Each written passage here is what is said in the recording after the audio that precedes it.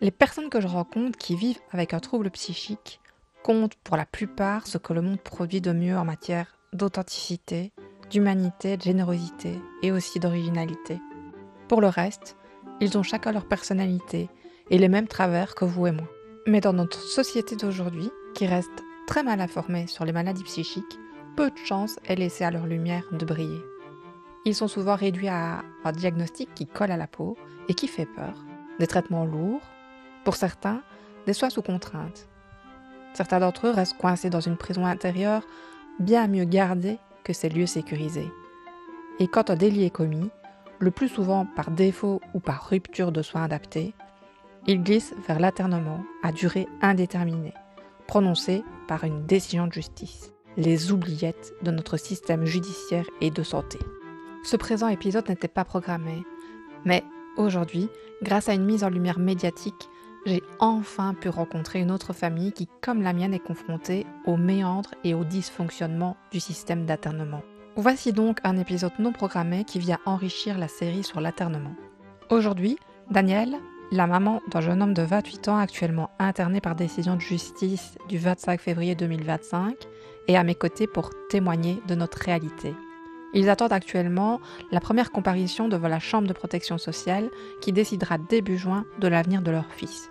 Différentes options sont possibles. Un placement dans un établissement sécurisé, avec à la clé malheureusement plusieurs années livré à lui-même sur une liste d'attente. Ou pire encore, un passage en prison comme c'est le cas pour mon mari qui y séjourne en Flandre sans accès aux soins qui lui sont prescrits et sans parler le néerlandais depuis février 2023. Il y a aussi une troisième option, qui est une libération à l'essai dans un hôpital de soins sous contrainte, ce qui reste, a priori à ce jour, la moins mauvaise des options disponibles. Comment raconter ce que nous vivons au quotidien ? Comment mettre en mots ce parcours du combattant semé d'attentes interminables, de désillusions, de mauvaises nouvelles et parfois d'une main tendue ? C'est ce que Daniel et moi allons tenter de partager ici, des fragments de nos vies, avec l'espoir qu'ils témoignent de l'urgence absolue de nous mobiliser pour que les choses changent et que nos proches accèdent aux soins médicaux adaptés, tout simplement.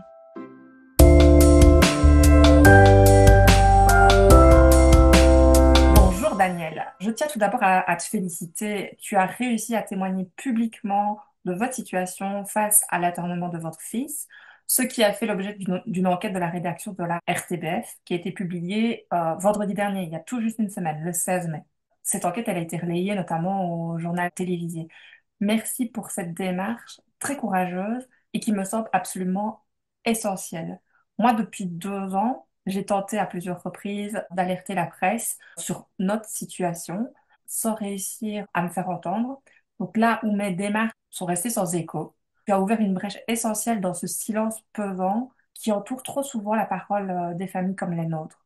Donc j'ai le sentiment que parler de l'aternement et des condamnations de la Belgique par rapport à cet aternement, c'est assez facile. Mais quand derrière ça, c'est incarné par des personnes qui le vivent réellement, c'est beaucoup plus compliqué de parler de l'aternement et des conséquences sur nos proches et des répercussions sur nous. Donc voilà, merci d'avoir rendu visible ce que tant de familles comme les nôtres vivent dans l'ombre. Aujourd'hui, avec une semaine de recul sur ce qui a été montré dans les médias, y a-t-il quelque chose que tu aimerais ajouter, préciser ou compléter? Le seul bémol dans ce reportage, c'est que c'est un petit peu ma responsabilité aussi. En fait, je n'ai pas enfin, je n'ai même pas parlé du fait que les schizophrènes, en général, ne sont pas des personnes dangereuses. Et en fait, le reportage mettait un peu l'accent là-dessus, sur la dangerosité. Ce reportage, c'était vraiment sur l'internement, c'était pas sur la schizophrénie. Et bien sûr, les médias ont toujours un peu tendance à mettre des titres accrocheurs. Maintenant, c'est parfois ça aussi qui permet de faire réagir. Donc, ça, je voulais vraiment faire une mise au point parce que alors ce serait desservir la cause des malades qui souffrent de cette maladie qui est vraiment très invalidante et qui fait souffrir les malades, mais aussi les familles qui les entourent. Mon fils, s'il doit être interné, c'est parce que lui représente un danger. Mais ce n'est pas la majorité des schizophrènes. La plupart des schizophrènes sont des gens tout à fait calmes. Ils sont parfois plus des dangers pour eux-mêmes parce qu'ils se mettent en danger, mais ils ne sont pas un danger pour la société, pour les gens de leur famille. Et ça, j'ai vraiment regretté de ne pas l'avoir fait parce que malheureusement, les médias, même la télé, donnent souvent cette image du schizophrène qui commet des actes, mais vraiment très graves. Mon fils, c'est pas le cas, hein, il n'a pas commis de meurtre, voilà, il a eu des comportements qui n'étaient pas adaptés et qui nécessitent vraiment qu'il soit mis dans un cadre plus sécurisé. Merci beaucoup. Cette mise au point me semble absolument essentielle. Donc moi, je me suis un peu penchée dans la littérature scientifique qui est assez claire sur le sujet. Les personnes qui vivent avec un trouble psychique sont statistiquement plus souvent victimes de violences que la moyenne de la population. Et ce que la science a pu aussi mettre en avant, c'est que en dehors des addictions, mais qui constituent un facteur de risque de violence pour tout individu, il n'existe absolument pas de lien direct entre un trouble psychique et la criminalité. C'est vraiment ça qui est trop rarement ou voire jamais mis en avant dans les médias. Dans les pays industrialisés, il faut savoir que le taux d'homicide se situe entre 1 et 5 pour 100 000 habitants. Et parmi ces cas, les personnes qui souffrent d'un trouble psychique et qui commettent un acte répréhensible, ça représente 0,16 cas. Ils sont auteurs d'un homicide sur 20 ou sur 50. Voilà la réalité du terrain. Et effectivement, c'est pas ce qui nous est présenté dans les films, dans les médias, etc. Et ça continue à entretenir des préjugés et du coup des prises en charge qui ne sont pas nécessairement adaptées. Donc l'internement, il y a deux volets. Il y a ce volet sécuritaire dont tu as parlé, mais il y a aussi ce volet soins qui est hyper important parce qu'on est face à des personnes qui souffrent d'un trouble et qui ont besoin d'un suivi médical pour pouvoir se rétablir et se réinsérer dans la société. Depuis cette mise en lumière par les médias, quelle évolution il y a eu de votre côté? Par rapport à la semaine dernière, en fait, quand le reportage a été tourné, c'est d'ailleurs à cause de ça que j'avais alerté les médias, il faut savoir que notre fils était à la rue. Donc, il était mis en observation dans un hôpital psychiatrique, donc un endroit où il doit se trouver en principe, puisqu'il est malade. Et cet hôpital l'a mis dehors, hein. C'est pas la première fois que ça arrive. C'est vrai que Samson n'est pas facile. Voilà. Moi, je veux pas dire, voilà, mon fils est très facile à gérer. D'ailleurs, s'il était facile à gérer, on n'en serait pas arrivé à cet internement. Voilà. On se serait bien passé de devoir franchir cette étape. Et donc, ça m'avait révolté parce que l'hôpital l'a mis à la porte en pyjama, sans argent, avec juste une prescription papier pour ses médicaments. Donc, comme s'il était capable de gérer sa prise de médicaments, même à la maison, quand nous lui donnions nous-mêmes ses médicaments, la plupart du temps, enfin, il faisait semblant de les prendre, il les crachait, etc. Donc, livré à lui-même dans la rue, il y avait très peu de chances qu'il prenne ses médicaments. Bon. Entre-temps, il a été pris en charge, heureusement, par un éducateur de rue, chapeau. Il a pu aller dans une pharmacie qui lui donnait ses médicaments tous les jours. Il y a finalement eu un suivi de soins dans la rue qui n'y avait pas forcément à l'hôpital, hein. C'est vraiment, enfin, il y a vraiment de quoi se poser des questions. Bon. Et donc, finalement, il a été admis dans un nouvel hôpital psychiatrique à Tournai, au Marronnier. Je précise bien, pas dans l'hôpital psychiatrique sécurisé, dans l'hôpital psychiatrique classique. C'est une hospitalisation volontaire. Donc, ce n'est de nouveau pas les institutions, la justice, la santé qui ont fait quelque chose pour qu'il aille à l'hôpital. C'est vraiment lui, avec l'aide de cet éducateur. Quand le reportage est passé à la télévision, évidemment, il y a eu un laps de temps entre l'enregistrement et le passage à la télé. Il y avait déjà eu cette évolution-là. Il était en sécurité à l'hôpital. Mais bon, avec le risque qu'il en sorte, puisque hospitalisation volontaire, il est majeur. Bon, Si demain il dit je sors, il sort. On ne sait rien faire, on ne sait rien y faire. Et cette semaine, nous avons appris que la fameuse audience devant la Chambre de protection sociale, donc qui doit enfin pouvoir mettre en application la décision du tribunal correctionnel. Et ce jugement, il faut savoir qu'il a été prononcé le 25 février, donc il y a plus de 3 mois. Et nous avons enfin une date pour ce passage devant la Chambre de protection sociale. À nouveau, il y a quelque chose qui ne fonctionne pas. Pas encore au bout de cette procédure, hein, et donc on ne sait pas ce qui va sortir de là. Notre avocate nous dit que c'est pour une libération à l'essai. Tu sais que ça m'a fait très peur cette semaine. Puis je me suis un petit peu renseignée. Et c'est vrai que si c'est ça, ben c'est la moins mauvaise des solutions pour Samson. Et que à ce moment-là, il sera dans un pavillon ou dans un service dédié aux personnes internées, mais pas dans l'hôpital sécurisé, ce qui est déjà quand même encore plus rassurant, même si être dans l'hôpital sécurisé, c'est encore mieux que d'être en prison malgré tout, et que là, bah, il sera pris en charge et soigné correctement avec des contraintes, donc l'obligation de résider là, etc. Donc, il y a aucune possibilité pour qu'il sorte et qu'il se retrouve dans la rue. Donc, ça, c'est déjà rassurant. Maintenant, elle me disait que si ça se passait mal, s'il se comportait mal, la libération à l'essai serait révoquée par la Chambre de protection sociale, mais il serait prioritaire pour aller dans l'hôpital psychiatrique sécurisé. Et normalement, il ne passerait pas alors par la case prison ou dans un délai très court.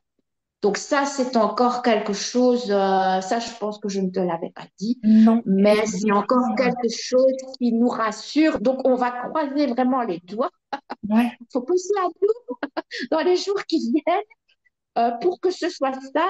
Bon, notre avocate va aller consulter le dossier parce qu'il n'y a que notre avocate qui a ce renseignement-là. Voilà, encore, on peut encore parler d'une aberration.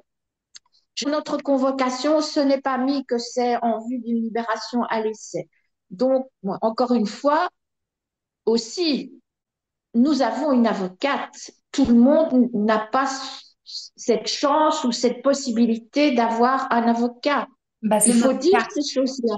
C'est Mais oui, mon cas. voilà. Je n'ai pas d'avocat. La première réunion devant la Chambre de protection sociale en Flandre, donc la KBM, s'est passée sans qu'on soit prévenu. Donc j'ai appris en janvier. Donc cette réunion elle s'est passée en décembre. J'ai appris en janvier que mon mari, on lui a octroyé des autorisations de sortie.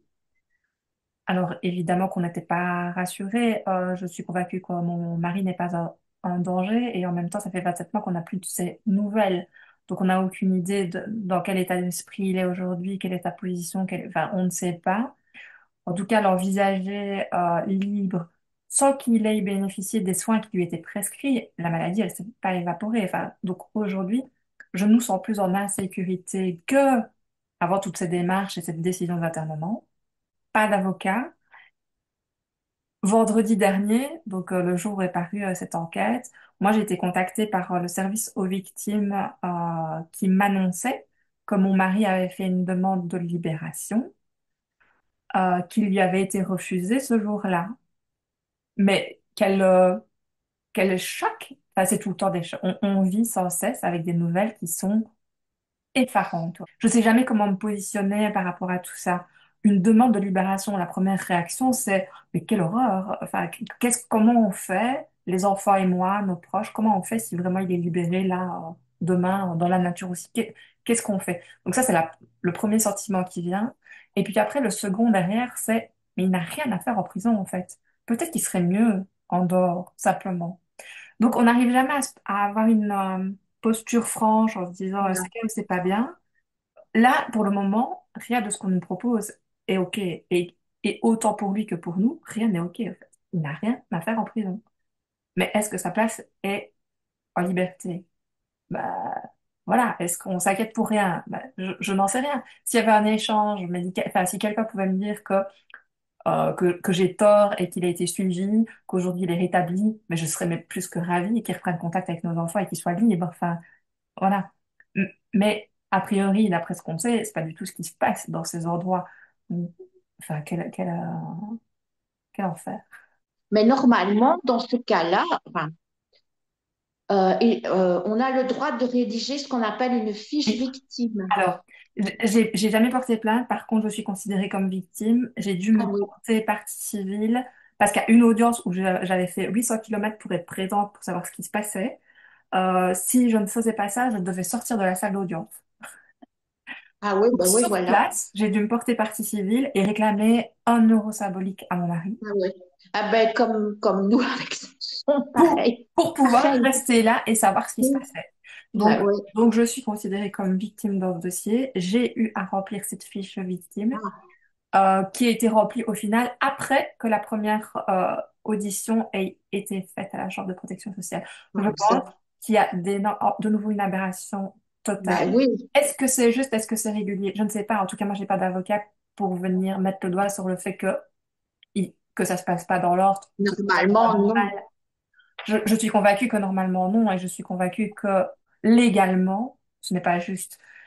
Mais voilà, et puis j'ai d'autres combats à mener aujourd'hui que tout ça. Mais si un jour quelqu'un se penchait vraiment dans notre dossier personnel, le Ben vôtre, oui. le nôtre, enfin, et celui de toutes les autres familles concernées, je pense qu'il y a tellement de poids qui ne fonctionnent pas que, enfin, voilà, dysfonctionnement sur dysfonctionnement. Ah oui, c'est ça. Oui, ben oui, parce que quand j'entends ça, non, parce que normalement, justement, le jour du passage à la CPS, cette fiche doit être là, quoi, doit pouvoir être. Alors, du coup, la nôtre n'était pas là, mais avant ça, de nouveau, hein, on n'a pas une fiche lisible de comment ça se passe, et de ce qu'il faut faire. Par contre, moi et mon beau-père, on avait pris contact avec la Chambre de protection sociale. On n'a jamais eu de retour, hein, mais par contre, on leur avait écrit. Donc, on avait écrit bah, notre situation, le fait qu'on était présent pour lui, le fait qu'on était en contact avec certaines cliniques qui étaient d'accord de se mettre autour de la table pour discuter d'une solution d'accès aux soins plus rapide que ce qui est proposé. Mhm. Donc, tout ça, il avait, et on l'a même envoyé par recommandé. Donc, il y a la preuve que ça, il l'avait entre les mains. Donc, même s'il Mhm. n'avait pas notre fiche victime, il savait qu'on voulait être là. Mhm. On n'a quand même pas été conviés. Après, est-ce que la barrière de la langue fait que, effectivement, on est plus un boulet que des personnes constructives autour d'une table, dans une audience où ils n'ont déjà pas le temps, pas tout ça? Je ne sais pas, mais en tout cas, c'est pas entendable. Ce n'est pas dans l'intérêt de mon mari et ça nous met en très, très grande difficulté. Aujourd'hui, la liste d'attente pour être dans l'hôpital sécurisé des Marronniers, c'est 140 personnes. Donc ça, c'est une information que je me suis fait confirmer la semaine dernière, parce que la semaine dernière a été inaugurée la première pierre de ce futur nouvel hôpital psychiatrique sécurisé. Donc moi, ce qui me révolte de mon côté, c'est que tout ça est mis en avant, comme quoi on fait plein de choses pour les personnes, etc. Je suis entièrement d'accord sur le fait que les choses avancent et c'est très très bien mais il n'y aura aucune place supplémentaire à ce qui est actuellement. C'est-à-dire que les personnes vont juste changer de bâtiment et bénéficier effectivement de locaux qui seront, je l'espère, beaucoup mieux adaptés aux besoins. Mhm. Mais par contre, pas une seule personne de plus de cette liste de 140 personnes ne va être Mhm. intégrée là. Donc j'espère bien que Samson ne va pas être mis sur cette liste d'attente ou qu'il va pouvoir la court-circuiter, parce que sinon ça veut dire aussi, comme mon mari, des Mais années oui, de prison sans soin. mais Voilà. oui, mais oui. Mais d'un autre côté, il faut savoir que justement, les cas qui court-circuitent font que la liste, elle s'allonge. Oui, Donc, tu vois, c'est pas normal non plus. Quelque part, si Samson bénéficie de ça, tant mieux. Mais ça veut dire qu'il y a des familles qui risquent encore d'attendre plus longtemps. Tu la vois, mienne, donc voilà. ça ne va pas non plus. Non, mais Maintenant, on est d'accord évidemment, on est on- d'accord que on- ça ne va pas, mais par contre, on ne souhaite pas à Samson de mettre un jour un non. pied en prison. On parle des traumatismes qui compliquent la vie des personnes. La prison fait partie de ces traumatismes. Donc, si on peut éviter à Samson ce traumatisme, franchement, ce serait une Et bonne chose. puis, je pense que Il y a des cas qu'on rend presque irrécupérables quoi, en les laissant pourrir, enfin pourrir entre guillemets en prison. Ben, c'est pas, le terme n'est pas beau, mais rester là en Ouais. prison sous soin, on sait que voilà, ces maladies-là, elles ont besoin d'une prise en charge. Plus la prise en charge est précoce, plus l'espoir de réhabilitation et de pas de guérison, parce qu'il y a pas, il faut pas se faire d'illusions, on ne guérit pas de la schizophrénie, mais on peut vivre avec très bien, comme tu le dis, on peut vivre avec sa schizophrénie, on peut apprendre à la connaître aussi.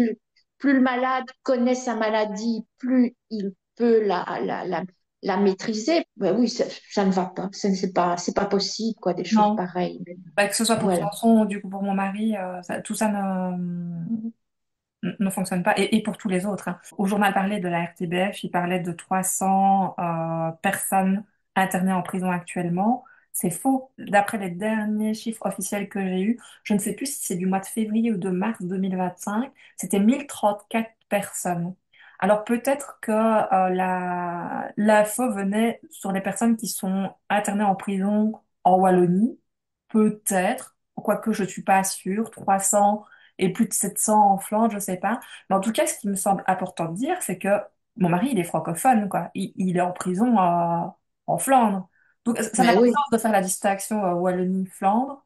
Non, aujourd'hui, il y a 1034 personnes qui ont un diagnostic de maladie, peu importe la maladie qui a été diagnostiquée, qui sont reconnues irresponsables de leurs actes et qui ont besoin de soins médicaux pour espérer se rétablir.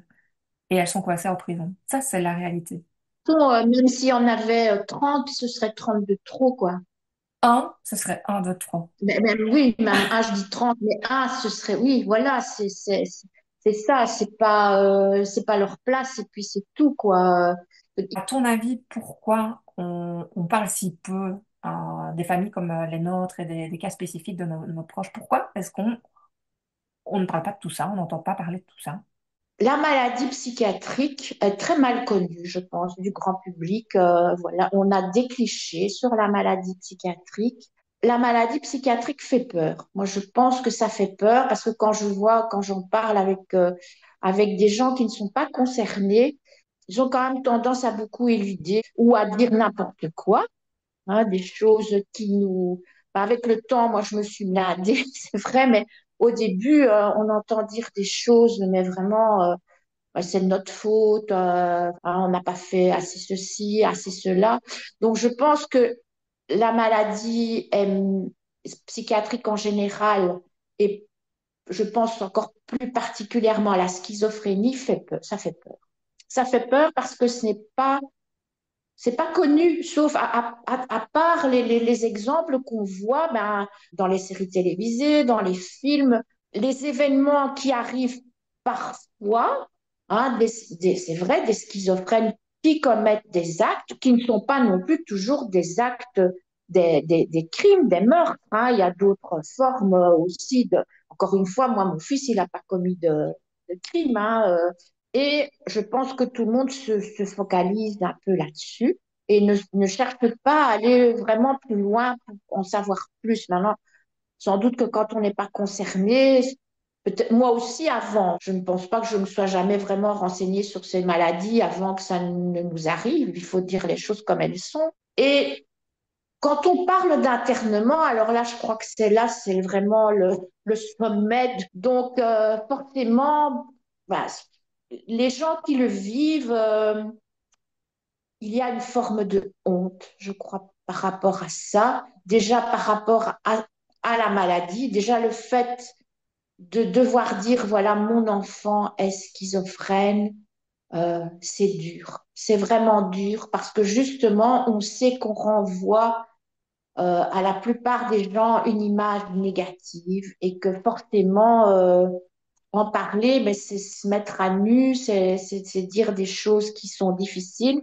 Et on sait que le retour risque d'être douloureux. Et comme on est déjà bon, soi-même très vulnérable par rapport à ça, ben, c'est pas évident d'encore se mettre en danger, d'encore se mettre dans une situation de vulnérabilité pour parler de ça. Et l'internement, ben voilà, c'est vrai que moi, je m'y perds encore en plus dans l'internement. Il y a encore des phases, encore cette semaine. Tu sais qu'on a eu une petite frayeur par rapport à Samson, et puis les choses ont pu se mettre en place. Mais voilà, on ne connaît pas bien, et donc on a peur d'en parler, on a peur d'être jugé par rapport à ça, on a peur que les gens s'éloignent de nous à cause de ça. Moi, je connais des familles où, euh, où, en fait les proches, les tantes, les oncles, ils ne savent pas.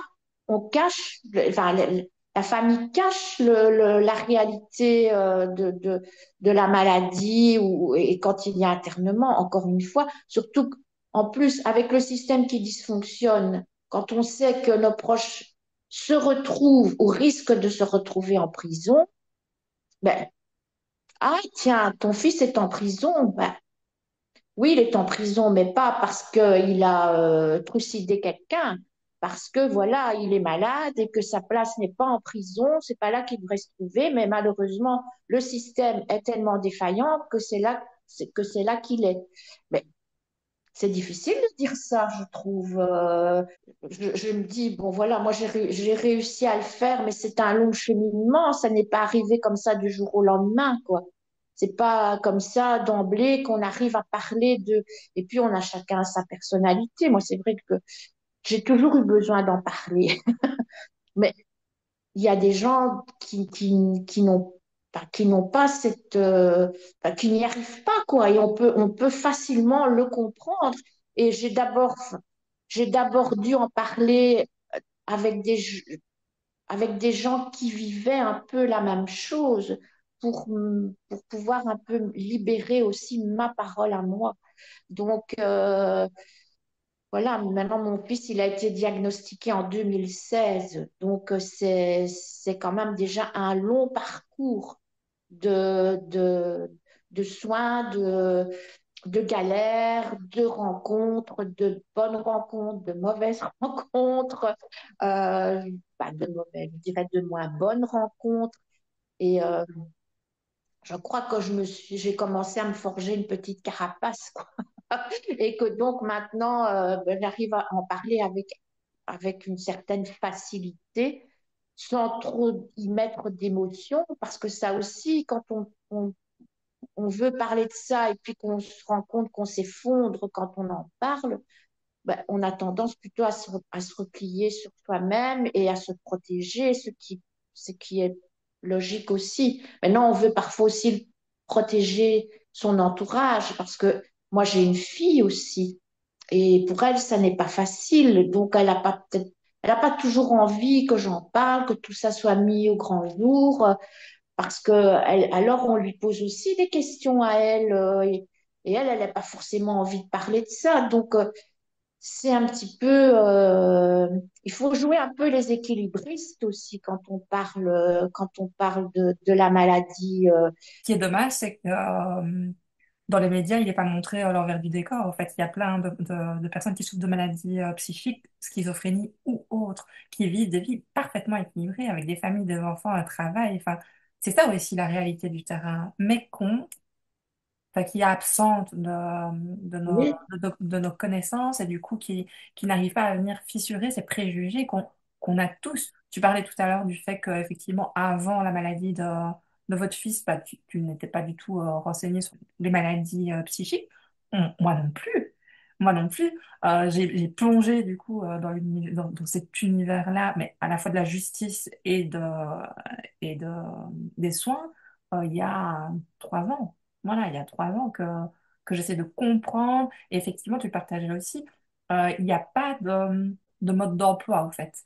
On rentre dans cet univers-là et même les professionnels, j'ai des fois du mal à savoir si c'est clair dans la tête de chacun le processus en cours et à quelle étape on est, en fait. Je ne sais pas si c'est pour nous protéger qu'on n'arrive pas à obtenir toutes les informations d'un coup pour avoir les idées assez claires sur ce qu'il y a à faire, ce qu'il n'y a pas à faire et où ça nous mène. En tout cas, moi, c'est quelque chose qui me manque beaucoup. Je suis quelqu'un qui a besoin de comprendre les choses pour pouvoir agir au mieux en fonction. Et là, j'ai pas de vision sur voilà, je prends telle décision aujourd'hui pour le bien-être et la santé de mon mari, euh, mais je n'ai aucune connaissance des conséquences après. Et ça, c'est extrêmement difficile à vivre. Je découvre des choses tous les jours, alors que ça me prend beaucoup de temps quand même de comprendre et d'essayer d'agir. Et malgré tout ça, je continue à découvrir des choses. Et comme toi, tu Ah en parlais oui. tout à l'heure, enfin, c'est au quotidien mais on tombe de haut. C'est des choses qu'on n'aurait jamais pu imaginer, tellement elles sont pas constructives et pas, finalement pas humaines en fait. J'ai envie de rebondir sur plein de choses que tu as dit, trois que j'ai en tête là. Donc, tu disais que c'était compliqué de témoigner, tu as cité plein de super raisons hyper compréhensibles pourquoi témoigner, c'est compliqué. Mais par contre, pour toi, à tes yeux aujourd'hui, c'est primordial. Donc, je voudrais que tu puisses nous expliquer pourquoi. Et après, il y a deux choses. Tu as parlé que sur le chemin, tu as rencontré de très bonnes personnes et de moins bonnes personnes. Je voudrais aussi qu'on puisse parler de ces deux aspects, des personnes qui aujourd'hui nous permettent d'être debout, de parler, d'être confiants dans l'avenir et dans ce qui est, et dans les possibilités de nos proches, en sachant que si on se bat pas pour eux, rien ne se passera, hein. Donc je dis pas que c'est simple, mais en tout cas je dis qu'il y a des possibilités, quoi, que ce sont des êtres humains qui ont besoin d'aide et qu'on va tout faire, vous et nous, pour qu'ils obtiennent les soins et tout ce dont ils ont besoin pour se rétablir. Donc voilà, première question, pourquoi aujourd'hui c'est primordial à tes yeux de témoigner? Puisque je me sens capable de le faire, parce que je me dis, il y a peut-être 5 ans, je ne l'aurais peut-être pas fait. C'est justement mon cheminement qui m'a permis de pouvoir le faire de manière claire et précise, sans y mettre trop d'émotions. Et pourquoi? Ben, d'abord parce que franchement, la situation de mon fils me révolte, ça c'est une première chose. Mais je ne fais pas ça pour moi. Je le fais pour lui avant tout. Et aussi, j'espère, pour d'autres malades et d'autres familles qui vivent le même calvaire. Et j'espère, et ça peut paraître très présomptueux, mais que ça pourra servir à d'autres et que ça va pouvoir voilà, faire un peu avancer les choses. C'est vrai que la journaliste que j'ai enfin, que j'ai contacté par mail après la diffusion du reportage m'a dit eh bien voilà, vous avez quand même donné un grand coup de pied dans la fourmilière. Donc ça m'a déjà fait plaisir. Et en fait, le lendemain, enfin moi ça je ne le savais pas, mais je l'ai quand même regardé encore le journal RTBF et il y avait à nouveau un reportage par rapport à ce reportage qui avait été diffusé le vendredi. Et justement, il y avait le procureur du roi de Mons notamment qui a témoigné par rapport à ça. Il y a la ministre de la Justice. Enfin, il y a plusieurs intervenants qui ont réagi. Et donc, je me dis, ben oui, il y a quand même eu des réactions. Donc, ça a quand même servi à quelque chose, quoi. Voilà. Moi, c'est ça, c'est que c'est pas pour qu'on voit ma tête à la télé, parce que franchement, je m'en passerais bien. Mais c'est vraiment espérer que, même si c'est une goutte d'eau dans l'océan, mais bon, une plus une plus une, ben, on finira peut-être par faire bouger quand même les choses. Voilà, ça c'était vraiment mon but, c'est être un porte-voix. Et j'admire aussi l'autre maman qui a témoigné, parce que son témoignage était aussi vraiment poignant, savoir aussi que son fils est en prison, alors qu'il n'a rien à faire là. C'est vrai elle l'a bien dit, il a commis un acte, d'accord, mais il est malade. Que fait-il en prison? Il n'y a pas de prise en charge, il n'y a pas de soins. Elle voit l'état de son fils qui se dégrade de jour en jour. Apparemment, il ne se nourrit plus. Enfin, encore une fois, mais qu'attend-on? Mais qu'attend-on? Et c'est vraiment ce cri-là, moi, que je voulais lancer. Et ben voilà, tout simplement. Juste pour préciser, le délit que le fils de l'autre famille a commis, c'est finalement se retrouver rue de la Loi avec un couteau. Mais il y a eu Voilà. aucun acte plus grave. Juste pour ceux qui ne Non, seraient pas informés de la mais situation, oui, qui ne se disent pas que qui s'est battu avec quelqu'un ou qu'il a tué quelqu'un, c'est pas du tout oui, ça. mais oui, voilà, c'est ça.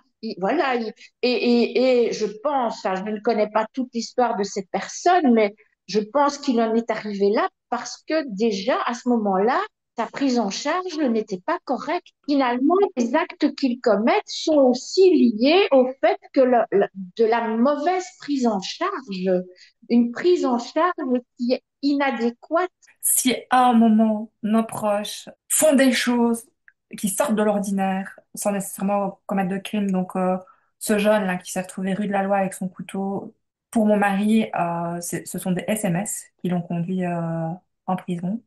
Ça reste des personnes qui sont malades, qui ont besoin de soins. C'est pas à nous qui le disons. Il y a eu des expertises qui ont dit qui attestent du besoin d'une aide médicale. Et finalement, l'internement, ça équivaut, bah, pour mon mari et pour ce jeune en question, à de la prison, quoi. La grosse question, c'est où est-ce que ça a raté avant?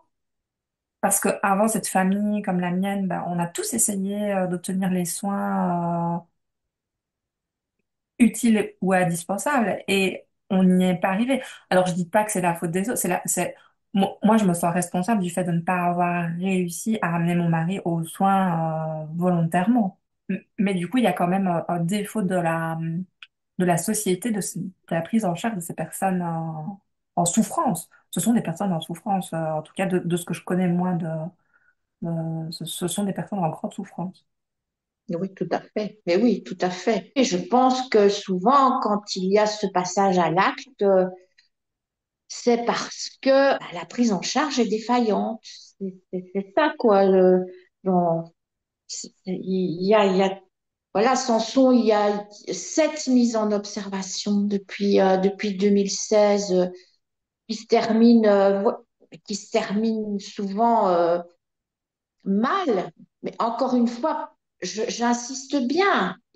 Samson, enfin, à un moment donné, son comportement n'est plus gérable, entre guillemets, par l'hôpital psychiatrique traditionnel. Voilà, je veux dire ça. Cet internement est intervenu justement à cause de ça.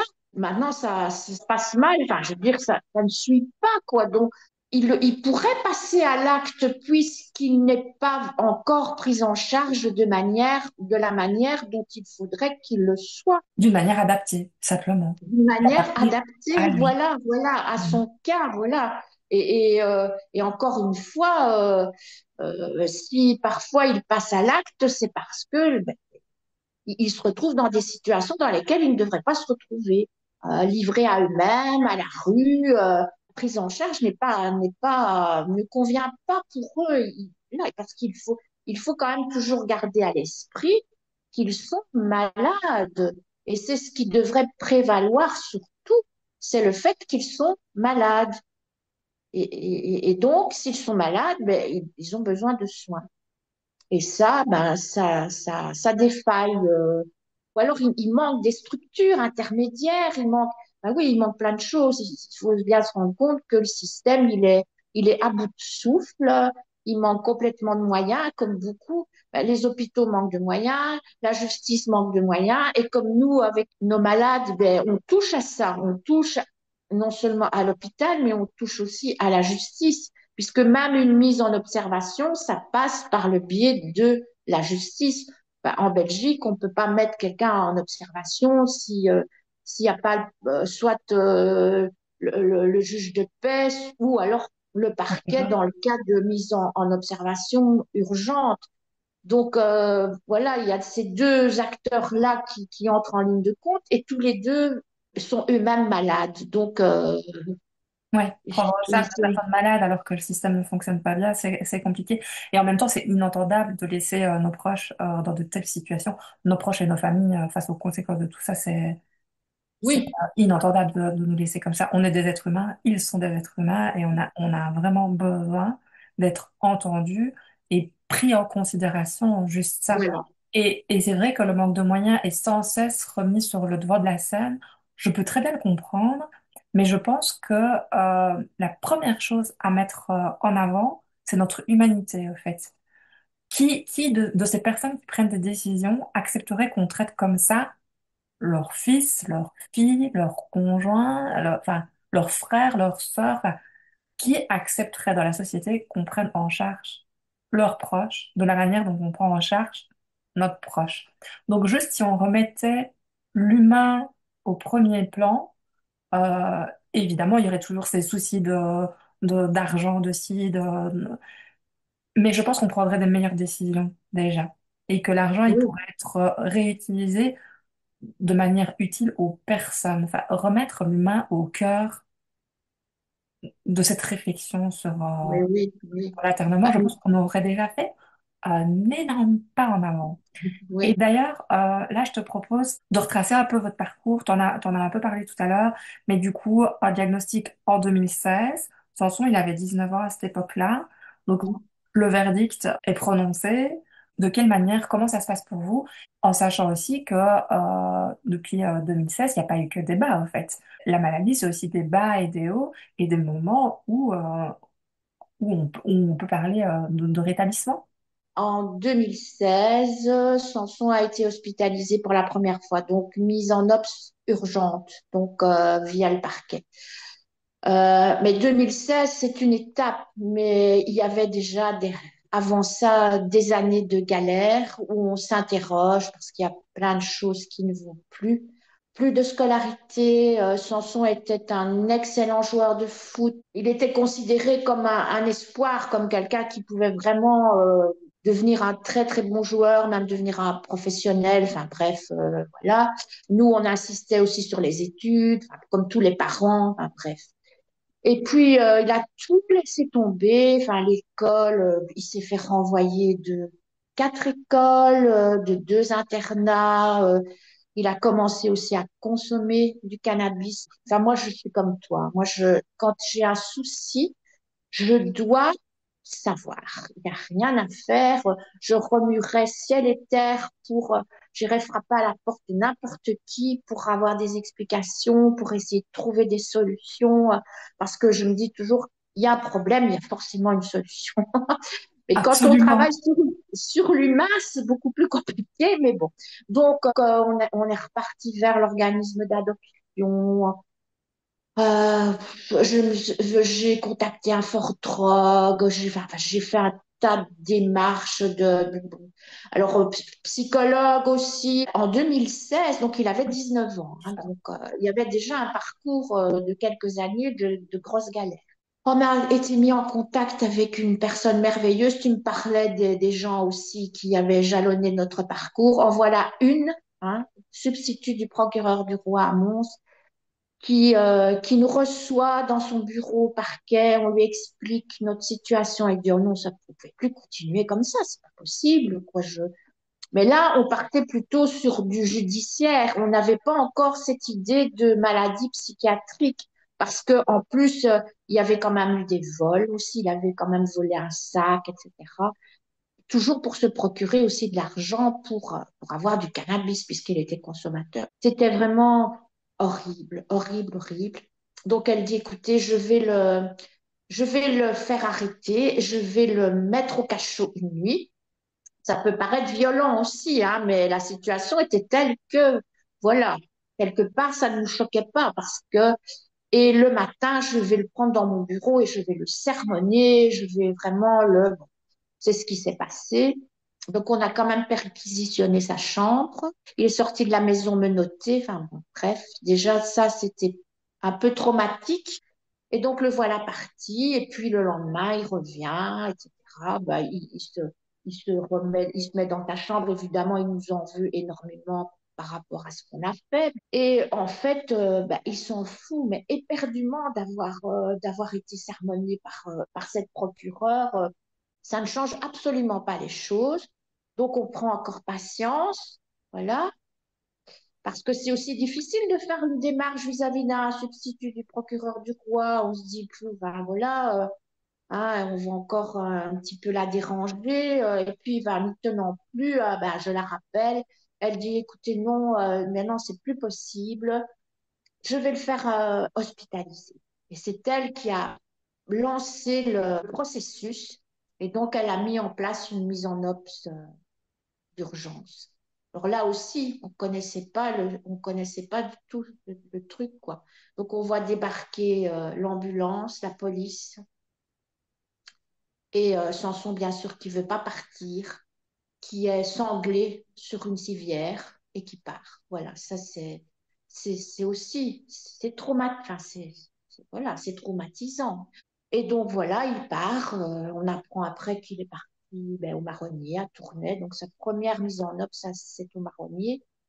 Et, euh, et quelques jours après, bah, évidemment, je téléphone, je prends des nouvelles. On me dit, écoutez, madame, pour le moment, il n'est pas question que vous veniez. Il faut laisser un peu de temps se passer. Et puis la relation était tellement violente aussi que ça nous faisait presque peur d'aller de le voir, de savoir comment ça allait se passer. Puis on est convoqué à une première réunion de famille. Et là, bah, voilà, je dis le verdict parce que c'était presque comme au tribunal, tombe, ben voilà, votre fils est schizophrène, il ne travaillera jamais et vous pouvez faire une demande à la Vierge Noire, donc qui est la caisse d'allocation pour les handicapés. Voilà. Donc, je ne sais pas, il n'y a pas de mot, quoi. C'est un tsunami, c'est un. Enfin, on revient de là. En plus, on est confronté à Samson. Il est là, à cette réunion. Il est vraiment dans un état de violence terrible. D'ailleurs, ils font sortir et le mettent en contention tellement il est violent, il est complètement loin, quoi, dans son. Alors il a commencé le traitement, on suppose. Enfin, voilà. Parce qu'il était tellement loin déjà dans la décompensation que pour arriver à le remettre plus ou moins, ça a été très long. D'ailleurs, les premières fois on est allé le voir, il était complètement assommé par les médicaments. On ne le reconnaissait plus. Il avait grossi, enfin bref. Donc voilà, première mise en obs. Ça, c'était donc en décembre 2016. Il fête, si on peut dire, ses 20 ans à l'hôpital. Enfin, bon, en avril, il sort avec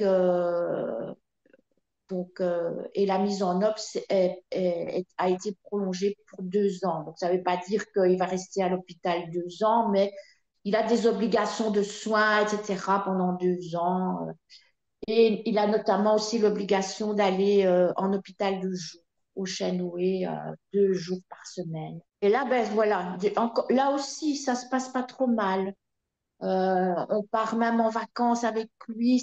On passe des vacances merveilleuses dans de la famille. Tout le monde a l'impression de retrouver le Samson d'avant. Et là-bas, on joue aux boules. Il participe à des tournois de boules. Enfin, en plus, pour tout ça, il est super, super, quoi. Enfin, bon, bref, j'ai ma tante qui est âgée, qui est là-bas. Il s'occupe de ma tante. Enfin, vraiment, on est super bien, quoi. On se dit, mais plus de cannabis, rien, c'est merveilleux. Et puis, on rentre en Belgique. Le jour même, il nous demande de le déposer à Mons parce il a envie de voir ses copains. Et le jour même, il refume, il reconsomme et c'est reparti. Voilà, on est reparti dans la galère. Et puis après ça, bah, s'en suivent à- on repart, quoi. On repart dans les mises en ops, dans les fins de mise en ops de manière brutale, enfin bon, jusqu'en 2022, où là, nous sommes complètement à bout. Il y a eu un essai aussi entre-temps d'appartement protégé. Donc là, parce que nous, c'est vraiment difficile de vivre avec lui à la maison. On se rend compte que le fait de revenir à la maison, ça ne l'aide pas. Au contraire, enfin, il profite de la situation, c'est le Club Med, il envahit tout notre espace de vie. Parfois, il décrète qu'il dort dans le divan, il ne veut pas monter dans sa chambre. Enfin, bon, c'est pas possible, quoi. Et donc, après une réhospitalisation, on fait un essai d'appartement protégé. On se dit, ça y est, on tient encore le bon bout, il est OK, tout. Il faut savoir qu'il y a un essai d'1 mois dans les appartements protégés. Et après 3 semaines, on nous appelle en disant que ça va pas le faire, quoi, parce que il a invité une fille dans sa chambre, il peut pas, il a fumé. Ben voilà, donc encore tous nos espoirs qui s'envolent. Il est réhospitalisé parce qu'il fait une crise de dystonie. C'est un effet secondaire des médicaments, mais qui est très très rare, mais que Sanson nous a fait. C'est très spectaculaire parce que ça ressemble à une crise d'épilepsie en fait. Et on vit comme ça, quoi. On vit entre les mises en obs, les retours à la maison qui se passent mal. J'aimerais ouvrir une petite parenthèse aussi à ce niveau-là. Une des raisons pour lesquelles on a supprimé beaucoup de lits en psychiatrie, c'est parce que, soi-disant ou normalement, peut-être que nous sommes une famille à part, le fait de se soigner en famille, c'est plus profitable que d'être soigné à l'hôpital. Voilà. Alors ça a été en Belgique une des raisons pour lesquelles on a supprimé, mais de manière drastique, notamment les lits chroniques. Il n'y a plus, quasiment plus de lits chroniques en Belgique. Chez nous, en tout cas, ça n'a pas fonctionné du tout. Mais bon, donc voilà, si je ferme la parenthèse et je reviens. Donc en 2022, il est là à Van Gogh et là, il a un psychiatre, franchement, là aussi, dans les personnes top qu'on a eues, qui nous écoutent. Sanson accepte que nous allions avec lui au rendez-vous qu'il a tous les mois avec son psychiatre. Et on a un très bon contact avec lui. On comprend pas toujours son charabia, mais bon, on a un bon contact avec lui. C'est aussi un des premiers qui nous a parlé d'internement dans le cas de Sanson. Nous sommes complètement épuisés et il nous dit, écoutez, si vous voulez, on peut le reprendre un peu à l'hôpital pour que vous puissiez souffler. Et donc, on se met d'accord sur une date. Sanson est OK, mais il faut savoir que jusqu'à la veille, on se demandait s'il a... Parce que parfois, il dit oui aujourd'hui et il dit non demain. Hein. On est souvent comme ça avec les personnes. Mais là, il a accepté, le voilà reparti à l'hôpital. Nous partons. Après une dizaine de jours, mon frère m'appelle en me disant, écoute, je ne peux pas faire autrement que de t'informer que Samson est rentré à la maison. Donc l'hôpital ne nous a pas prévenus. On est rentré forcément plus tôt que prévu et on l'a retrouvé. Et là, pourquoi, encore une fois, miraculeusement, Samson transfiguré. Sincèrement, à nouveau, on retrouve un Samson calme, coopératif. Il s'est même excusé. Un jour, il est venu près de moi en me disant, Maman, écoute, je m'excuse pour tout le mal que je t'ai fait. Bon, voilà, moi j'étais, je me dis, oh là là, qu'est-ce qui se passe, quoi, hein. Il s'est resocialisé.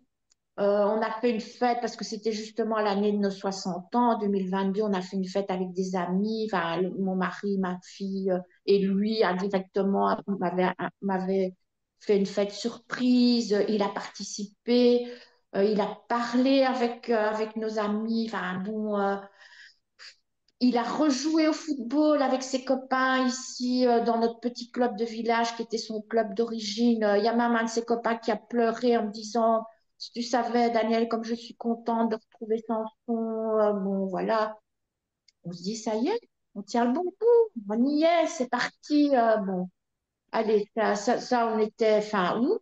Jusqu'aux fêtes de fin d'année, à nouveau, il a fait ça avec nous. Et puis, petit à petit, les choses ont recommencé à se dégrader, la fumette. Il a commencé à s'en prendre à mon frère, à être odieux avec lui. À nouveau, repirouette vers l'horreur. J'ai envie de dire vers l'horreur, c'est là qu'on a décidé de mettre en place encore avec cette magistrate, je pense à elle, notre ange gardien qui a mis en route cette procédure d'internement.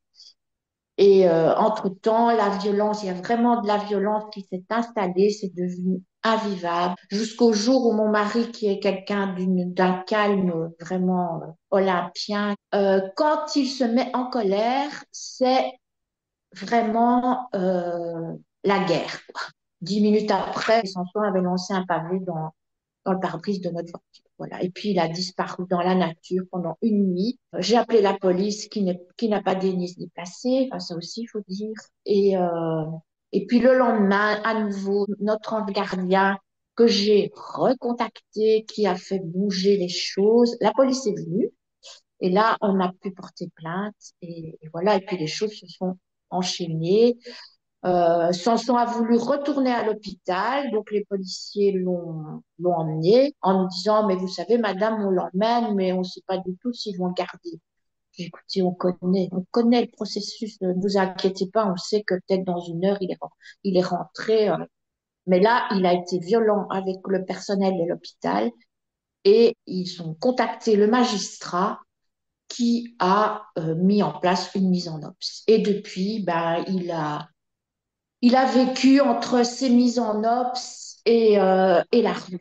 Voilà, parce que nous, on ne peut plus le reprendre, c'est plus possible, parce que sinon, ça va se terminer par un drame ici. Et il y a une chose que l'hôpital a faite, qui est vraiment merveilleuse, c'est qu'ils ont accepté de le domicilier à l'hôpital. C'est très rare, mais vu la situation et vu son comportement à l'hôpital, ils ont compris ce que nous vivions à la maison. Et le psychiatre m'a dit, Madame, mais vous ne pouvez pas continuer comme ça. Mais, oui, mais ça fait des années qu'on dit qu'on ne peut pas continuer comme ça. Et voilà. Et donc, ça nous permet de ne plus le reprendre à la maison. Alors, c'est dur. Vu de l'extérieur, on pourrait croire qu'on le laisse tomber, mais c'est pas du tout le cas. On essaie de mettre en place, encore une fois, une prise en charge adéquate à son cas.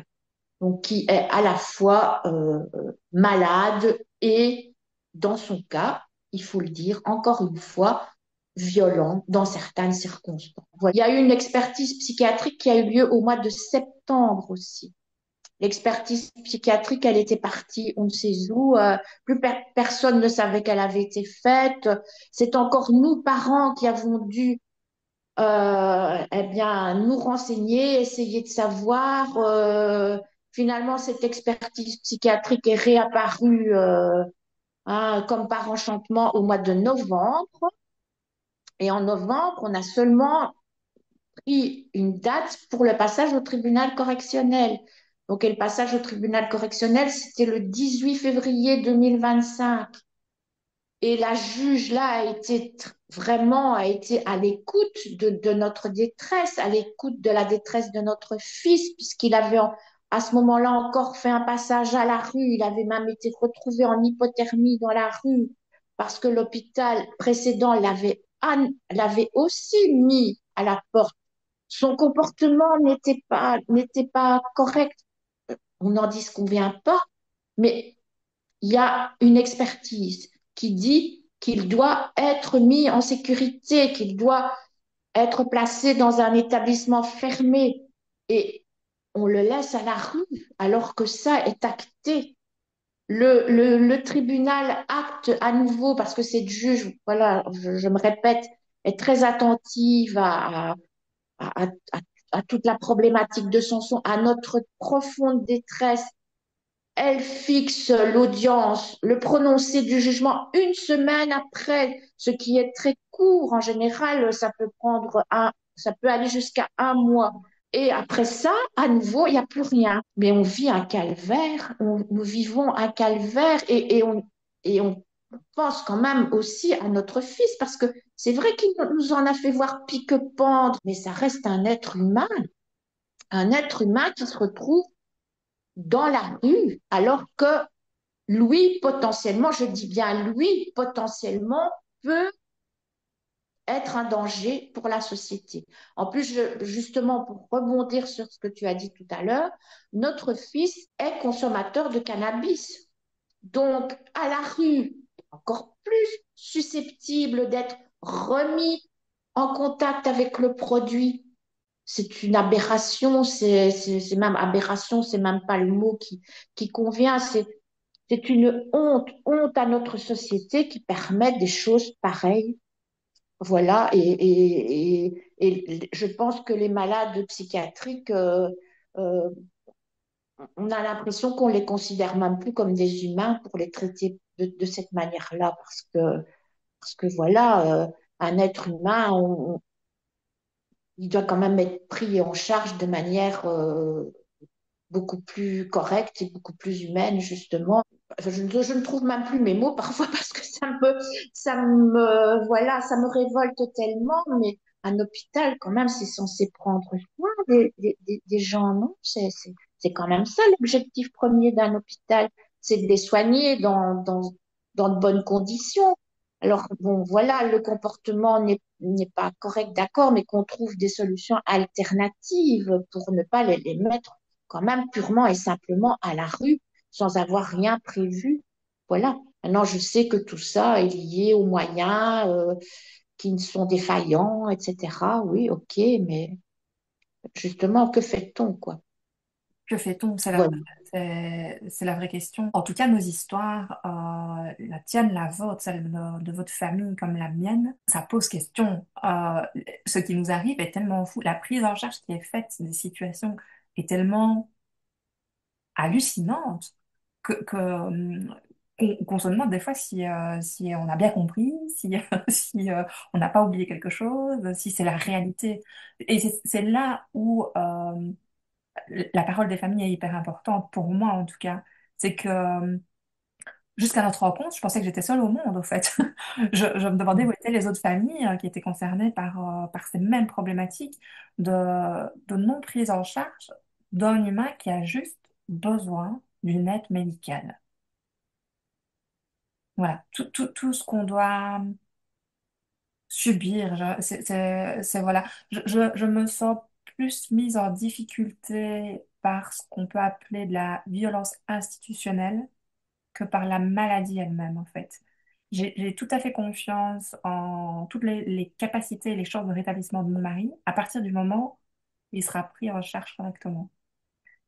Et tout ce qu'on vit là me semble totalement déconnecté de la réalité et totalement nier l'humanité, en fait. Oui, tu disais que finalement on les prend en charge comme si ce n'étaient pas des humains. Bah, j'ai le même sentiment, en fait.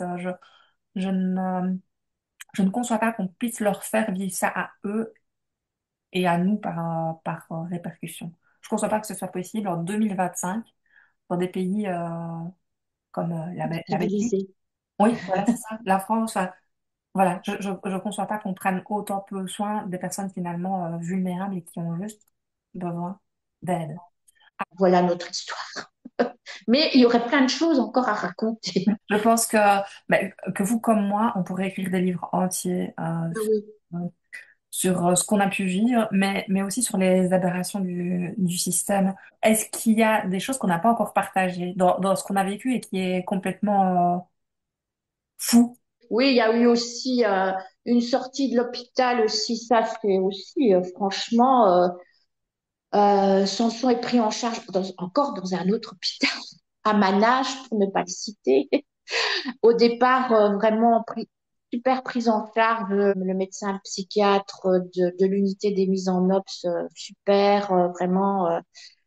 Et là, j'avais écrit carrément un texte pour me faire entendre, où j'avais expliqué notre situation et j'avais mis, nous avons besoin d'aide, s'il vous plaît, aidez-nous. Donc, ils prennent vraiment en compte ce cri de détresse. Donc, Samson part dans un pavillon de réhabilitation. Donc, le voilà là, ça a l'air de bien se passer. Et puis, un matin d'août 2020, j'ai un coup de fil, psychiatre, du pavillon dans lequel il était, en me disant, voilà, madame, Samson sort de l'hôpital parce qu'il a commis un acte grave et donc on ne peut pas le garder. Donc je lui dis, un acte grave, mais de quel acte s'agit-il? Est-ce que vous pouvez m'expliquer? Ah non, non, non, non, en secret professionnel. Donc nous, parents, nous sommes censés récupérer notre fils en sachant qu'il a commis un acte grave, mais on ne peut pas savoir ce qu'il a fait. Alors là, tu n'imagines pas tout ce qu'on s'est mis dans la tête. Noah, notre fille, est paniquée. Comme à nouveau, moi, je ne peux pas rester sur des choses pareilles. Je vais chez mon médecin traitant qui connaît très bien notre cas, qui est aussi quelqu'un de formidable. Elle connaît vraiment toute notre histoire. Elle dit, écoutez, madame, moi, je veux savoir. Quand elle a eu le rapport de sortie, bien sûr, elle m'a dit ce qui s'était passé. Et en fait, notre Samson est sorti de l'hôpital alors que c'était le confinement qui normalement, déjà en principe, il ne pouvait pas sortir, mais il est quand même sorti. Et il s'est procuré du cannabis et il en a fait profiter à d'autres patients dans son service. Voilà, donc c'est vrai que c'est interdit, etc. Quand je dis ça à Noah, elle me dit, oh maman, c'est que ça qu'une petite. C'est nous qui vivons la plupart du temps avec les malades. C'est nous qui leur donnons leurs médicaments quand ils reviennent à la maison. Parfois aussi, ne pas vouloir dire quel est leur traitement. On ne peut pas savoir le traitement. Et quand ils rentrent à la maison, qui leur donne le traitement? Sinon, nous. Enfin, voilà, ça c'est encore un truc, vraiment, on se dit, mais enfin, mais qu'est-ce que c'est que ce truc? Le secret professionnel, il a bon dos, hein, aussi dans... Et le fait qu'ils sont majeurs, bon voilà, il est majeur, donc on ne dit rien. Voilà. Il est majeur, mais enfin, il est pas responsable, il n'est pas capable de gérer. C'est bien, c'est pour ça qu'il est hospitalisé, c'est pour ça qu'il est soigné. Et, et, et nous, les familles, on nous laisse dans, on nous dit pas, on nous dit rien. Enfin, voilà, débrouillez-vous. Vous, quand ils sont chez vous, ben, débrouillez-vous quoi, avec ça, enfin, voilà, ça c'est encore un exemple de l'aberration et du système et du fait que les familles sont mises à l'écart de tout, quoi. Des informations essentielles à une Voilà. prise en charge globale et cohérente, parce qu'effectivement, il y a ces moments à l'hôpital, alors que moi, j'ai pas vécu, hein. Mais du coup, tant qu'il n'y a pas de cohérence entre ce qui se passe dans un hôpital et puis ce qui se passe à l'extérieur, parce que c'est quand même là qu'ils sont la plupart du temps, c'est à l'extérieur, ça peut pas bien fonctionner. Enfin, tout- c'est complètement fou. Au niveau des aberrations de notre situation, bah, il y en a quelques-unes. Là, je viens de penser à deux majeures. La première, c'est la langue. Donc, nous sommes francophones, nous ne parlons malheureusement pas le néerlandais, ou en tout cas pas de manière suffisante que pour comprendre quoi que ce soit qui nous est dit d'important, que ce soit au niveau médical ou judiciaire en néerlandais, on n'y comprend rien.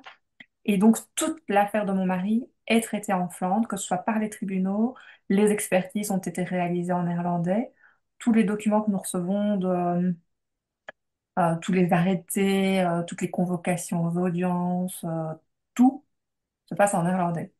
Donc déjà, c'est pas facile à suivre. Les termes juridiques, même en français, il faut quand même s'accrocher pour comprendre exactement ce qu'on veut nous faire savoir, etc. Mais alors là, en néerlandais.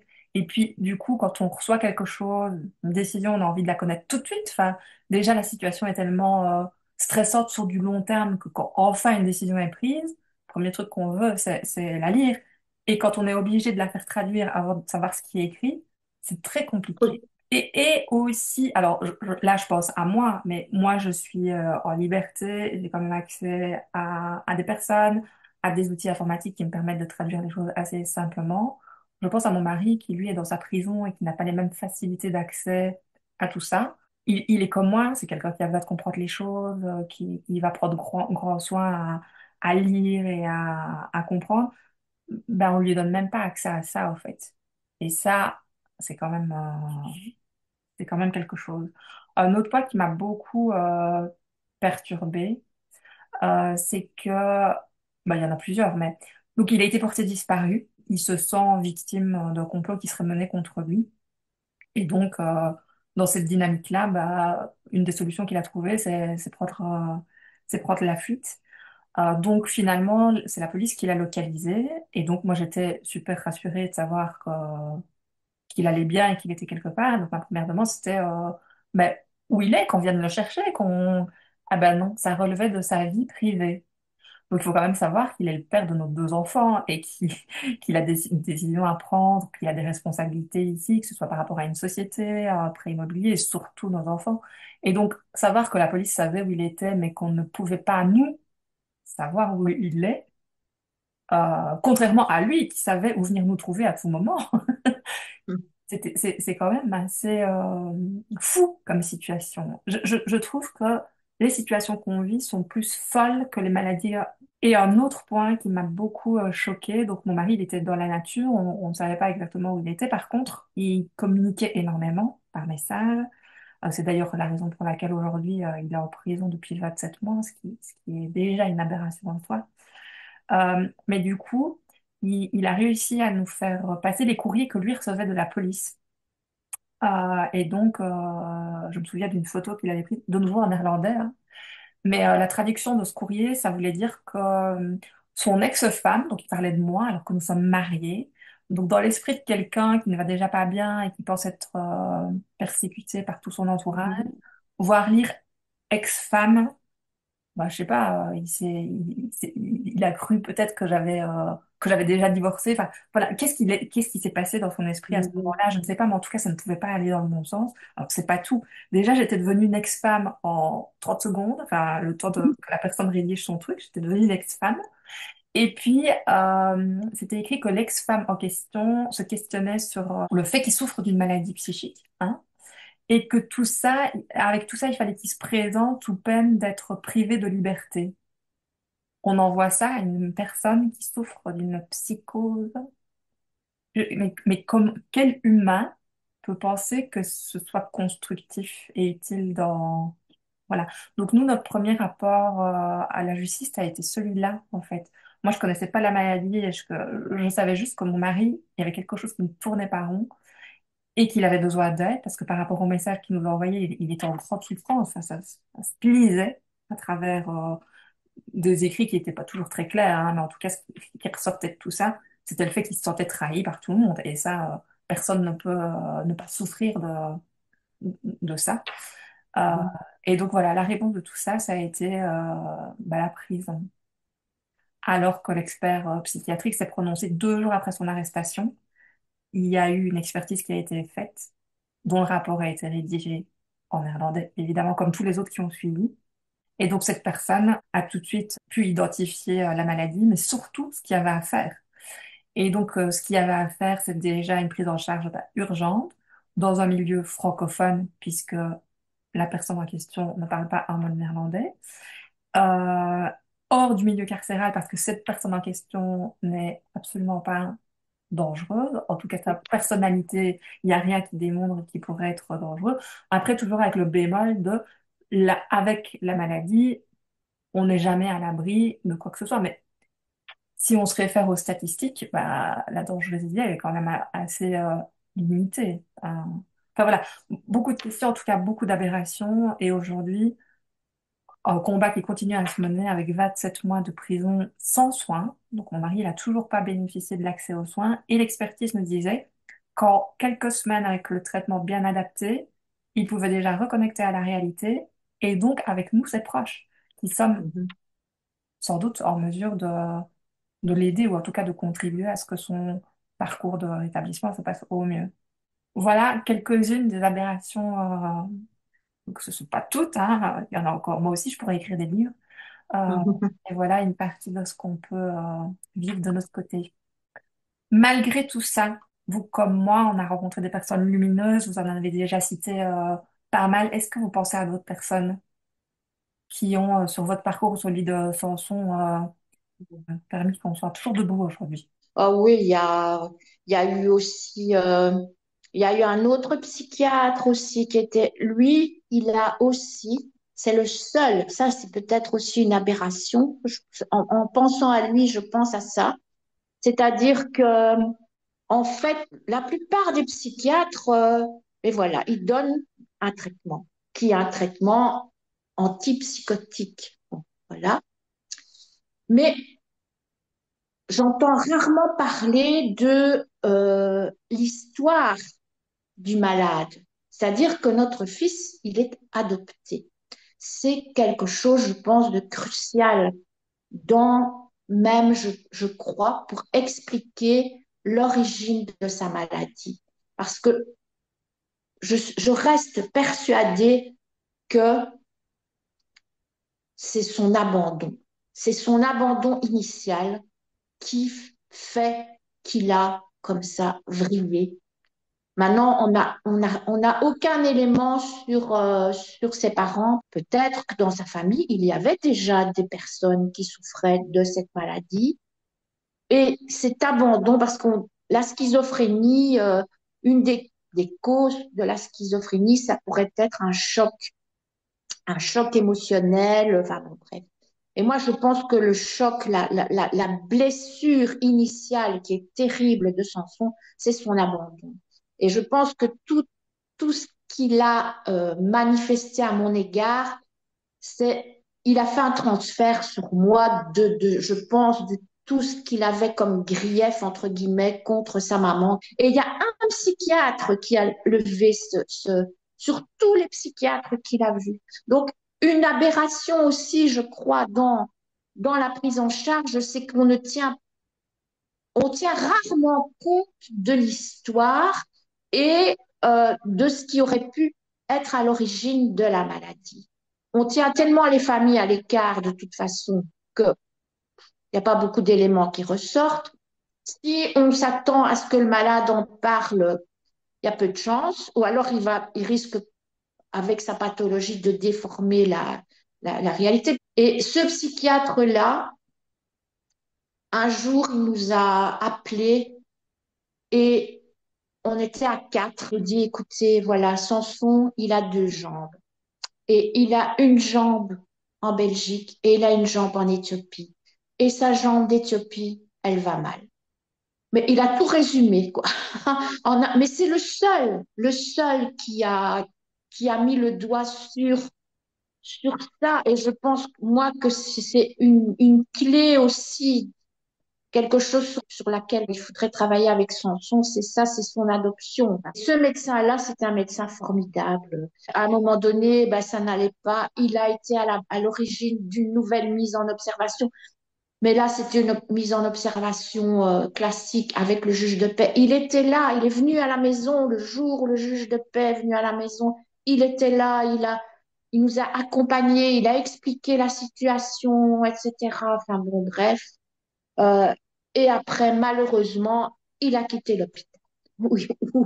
Et on ne sait pas où il est parti. Et c'est bien dommage parce que c'était vraiment quelqu'un de super. Donc, dans les soignants, il y a des personnes formidables. Il y a aussi l'administrateur de biens. C'est une dame, mais je ne sais jamais si on doit dire administrateur ou administratrice. Elle a été d'abord son administrateur de biens et elle a toujours fait ça super bien. Elle nous a toujours accompagnés aussi partout quand il a été question de prendre son appartement, etc., pour voir aussi financièrement, etc. Elle a vraiment fait son boulot et maintenant elle est administratrice aussi de la personne par rapport à son suivi quand il était à Tournai. C'est elle qui a vraiment été le lien entre nous et l'éducateur de rue. C'est par elle qu'on a eu des nouvelles.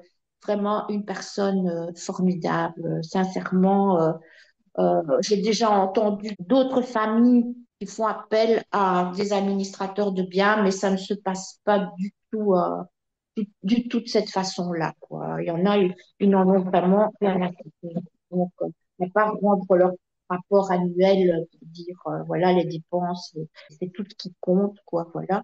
Oui, évidemment, c'est vrai on n'a jamais été abandonné par nos proches.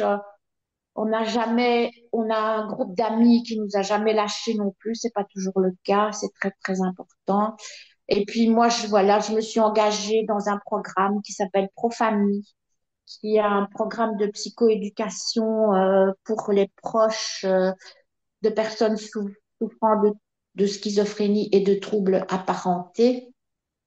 Et là, j'ai trouvé vraiment quelque chose de super. Et sur le plan humain, j'ai rencontré des familles. Alors, on ose parler, il y a beaucoup, voilà, parce que là, la parole est libérée dans le sens où on est avec des gens qui vivent la même chose que nous, quoi. On ne juge pas, on ne juge jamais des situations, on ne donne pas de conseils non sollicités, c'est très important aussi. Ce qu'on doit faire aussi avec nos proches. Mais ce qu'on apprend à faire avec nos proches, on se rend compte qu'on peut l'appliquer à nos enfants, à notre mari, à plein de personnes. C'est vraiment très enrichissant. Et moi, c'est ça Et qui me semble le plus fou dans tout ça. C'est que au final, on serait juste, mais comme je le disais tout à l'heure, humains et bienveillants les uns envers les autres. On aurait déjà coché pas mal de cas de ce qu'il faut faire avec une personne qui vit avec un trouble psychique, au fait. Si on était juste comme ça, enfin, alors oui, j'envisage un monde de bisounours, mais si on était juste correct avec toutes les personnes qu'on peut rencontrer, eh ben, je pense qu'on aurait déjà fait un grand pas dans l'aide qu'on peut apporter à toutes les personnes qui sont en souffrance psychique. Et il y en a beaucoup aujourd'hui. La plus grande difficulté, c'est quoi? Et vos principales demandes et besoins, c'est quoi aujourd'hui? c'est vraiment une saleté de maladie, hein. Sincèrement, je me dis, on se serait vraiment bien passé de ça. On ne perd pas du tout l'espoir qu'un jour, il puisse quand même retrouver une vie, je vais pas dire, je vais pas prononcer le mot normal, mais en tout cas, qu'il puisse s'insérer dans quelque chose qui lui convienne et qui lui permette de vivre quand même sa vie avec sa maladie. Et voilà, en adaptant. Et ça, on garde vraiment cet espoir-là. L'internement, pour nous, c'est pas la fin de quelque chose. C'est pas, on ne dit pas, on le met là et puis c'est terminé. Nous, on est tranquille, on est débarrassé, on va enfin pouvoir vivre notre vie, etc. Parce que de toute façon, notre fils, tous les jours, nous pensons à lui, hein, malgré tout ce qui s'est passé, malgré la violence, etc. Mais voilà. Et on espère, dans un premier temps, pouvoir renouer le contact avec lui. Maintenant, on sait on doit laisser passer les choses. Il y a du temps, il y a des choses qui doivent se mettre en place. On doit aussi accepter ça. Mais notre espoir, vraiment, c'est qu'un jour, on reprenne contact avec lui et même si on ne reprend pas le contact, qu'on sache qu'il a trouvé sa place quelque part avec sa maladie et qu'il peut le vivre de manière la plus douce possible, qu'il puisse vivre cette maladie de manière la plus douce possible. Ça, c'est vraiment notre espoir. Est-ce que tu as un message à partager qui tiendra à cœur, que ce soit envers les familles comme nous qui sommes concernées ou par rapport aux décideurs, enfin aux personnes qui ont aujourd'hui en charge l'avenir de nos proches et du coup le nôtre, spectateur du désastre, parce que je considère qu'on est Oui, vraiment il faut le dire. spectatrice. Ouais, je pense que je n'exagère pas en utilisant ce mot. Qu'est-ce qu'on attend aujourd'hui? Mais on attend. Il y a tellement de choses. Mais on attend d'être entendu et qu'ils prennent, parce que je ne suis même pas sûre ils ont conscience de la situation. Moi, je me pose des questions par rapport à ça. Ont-ils vraiment conscience de la situation? C'est sans doute, je ne sais pas, non, j'espère que ce n'est pas une utopie de se dire qu'un jour, ben, ces gens vont prendre conscience de l'ampleur du drame parce que c'est un drame humain, cette situation-là. Alors que, comment les alerter? Comment les alerter? Qu'est-ce qu'on peut faire pour les alerter? Je ne sais pas. Moi, je dis, il faut en parler, il faut oser en parler. Il- les parents, ben, euh, bougez-vous. Mais je dis ça avec beaucoup de respect parce qu'encore une fois, je sais que ce n'est pas facile et qu'on n'est pas tous prêts à ça. Et je ne veux faire aucun reproche et il faut surtout pas bousculer les gens, il faut les comprendre, mais ceux qui se sentent capables de le faire, il faut le faire, quoi. Il faut parler, il faut pas s'isoler, il faut oser, il faut oser dire aux gens, voilà, nos situations sont telles, c'est dramatique, nous vivons des drames dans nos familles, à l'extérieur, voilà. Et sans doute en martelant ça, ben, on va finir par quand même se faire entendre. Bon, on peut quand même espérer, quoi, quelque chose. Absolument. À n'importe qui est décideur, enfin, peu importe à qui on s'adresse, tes trois demandes, ce seraient lesquelles? il faut des sous. Enfin, c'est quand même le nerf de la guerre, même si ça peut paraître, parce que si on n'a pas ça, ben, on n'a pas de centre, on n'a pas de bâtiment, on n'a pas de soignants et on n'a pas de soignants heureux de soigner. J'ai envie de dire ça. Il faut remotiver les gens à aller, à travailler dans ces services, à être motivés. Et pour ça aussi, il faut quand même qu'ils soient bien payés. Enfin, je sais que c'est malheureux de devoir toujours mettre ça en avant, mais je pense qu'il faut être réaliste. S'il n'y a pas d'argent, il n'y a rien qui suivra. Il faut des politiques aussi qui ont envie. Il faut des magistrats aussi qui sont concernés parce qu'il y en a, mais il y en, il- je pense qu'ils sont au bout du rouleau. Je pense qu'ils se rendent bien compte que ça ne fonctionne pas. Donc je pense que ce qu'il faut titiller le plus, ce sont les politiques, parce que malheureusement, ou alors il faut trouver des mécènes, je sais pas, des gens qui sont prêts à oh, je suis prête à tout, mais je sais pas. Alors, dans l'absolu, moi, ce que je veux, c'est que mon mari ait des chances de se rétablir. Et du coup, pour ça, il faut qu'il sorte de prison et qu'effectivement, une équipe de soignants se pose sur son cas pour y trouver les solutions qui y sont adaptées.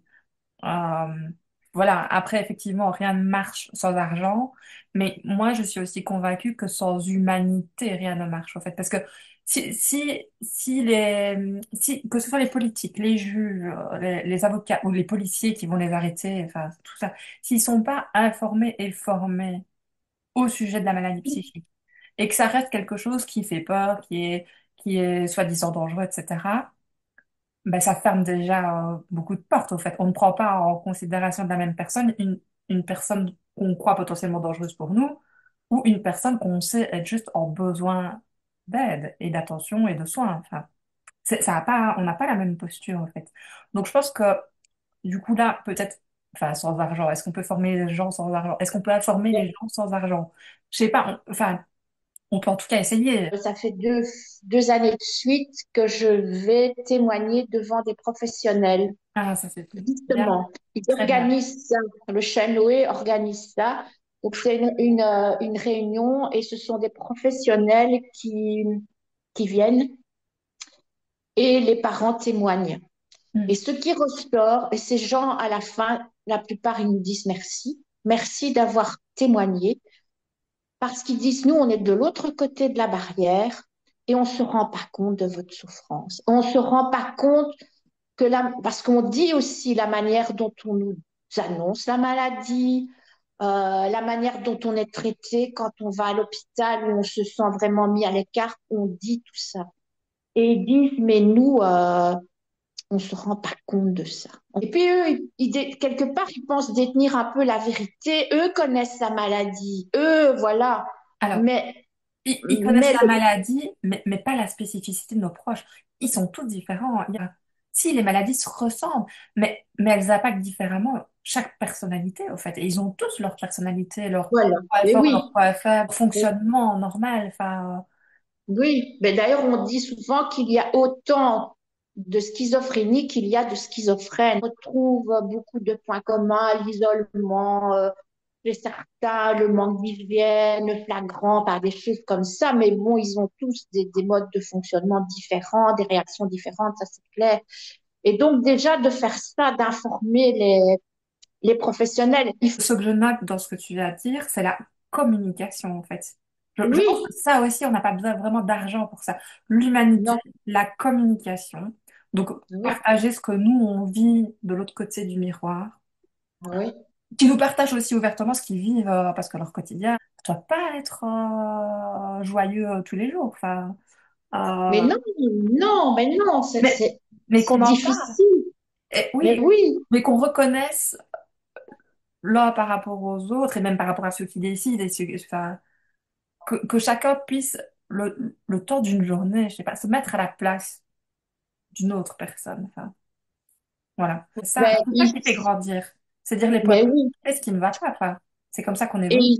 et, Est-ce et que moi, oui, je considère qu'on ne peut pas faire pire que notre situation aujourd'hui? Voilà. Enfin, en tout cas, j'espère qu'on ne peut pas faire pire. J'espère que des familles ne vivent pas pire que ce qu'on vit aujourd'hui. Mais oui, mais on ne sait pas, hein, Et on on ne ne sait sait pas. pas ceci. On Mais ne on ne sait sait pas. pas. C'est vrai qu'il y a comme une espèce d'omerta là-dessus, Mais hein. complètement. Tu vois. Et même quand on parle à des professionnels, ils n'ont pas l'air de... Alors, chacun voit son sujet avec Voilà. son expertise, mais il n'a aucune connaissance de ce que l'autre expert qui doit agir avant ou après lui a comme expertise. Je pense que les juges qui ont décidé de l'internement de mon mari, je ne suis pas certain qu'ils se rendaient compte qu'il allait rester autant de temps en prison. En tout cas, dans les discours qu'on a eus, qu'ils ont eu avec mon beau-père notamment, où il reconnaissait le fait que mon mari avait vraiment besoin de soins, je suis pas sûre qu'il se soit rendu compte en actant cette décision d'internement, il serait bloqué déjà en Flandre, pas dans sa langue, et en plus qu'il allait passer autant de temps en prison. Voilà, Oui. je ne sais pas. C'est en tout cas le ressenti que j'ai. Cette personne ne savait pas en silence les conséquences de cette signature. Ils ont cru bien faire comme nous, on a cru bien faire. Ça revient à la communication, en fait. Oui, Ouvrir oui, la mais c'est communication. vrai que finalement, je pense que finalement, en parlant avec toi, la clé, c'est la communication à tous les niveaux, à tous les niveaux, avec des politiques, avec des acteurs allez, de la justice, Oui, avec des soignants, avec des psychiatres. Vous l'avez compris, nous pourrions encore discuter des heures des injustices que nous subissons, des bribes de solutions auxquelles nous pensons, de notre refus de rester silencieux. Une chose semble évidente, nous devons nous mobiliser en tant qu'usagers et proches pour faire entendre nos voix et imposer nos problématiques à la réflexion des décideurs politiques. Proches, familles, amis, témoins, il est temps d'unir nos voix, de rendre visibles ces vies broyées et de dénoncer ce qui, en 2025, ne devrait tout simplement plus exister au nom de la dignité humaine et de nos droits fondamentaux. Mobilisons-nous parce que chaque jour compte, parce que chacun d'entre nous compte.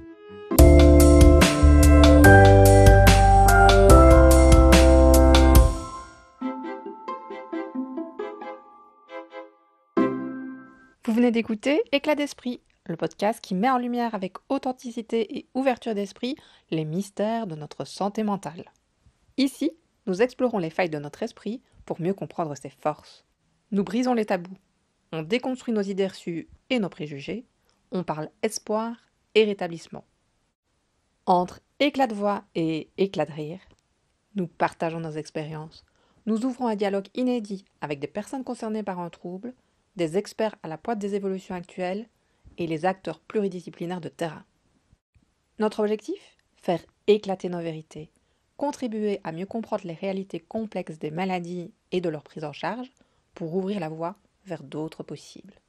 En fil rouge, mon parcours personnel face à la maladie de mon mari, qui m'a confirmé que, tout comme les éclats de lumière se révèlent dans l'ombre, les moments les plus sombres de nos vies peuvent aussi faire naître des éclats de vie. De l'éclat d'esprit à l'éclat de génie, il n'y a qu'un pas. Franchissons-le pour construire ensemble un monde où la santé mentale est accessible à tous.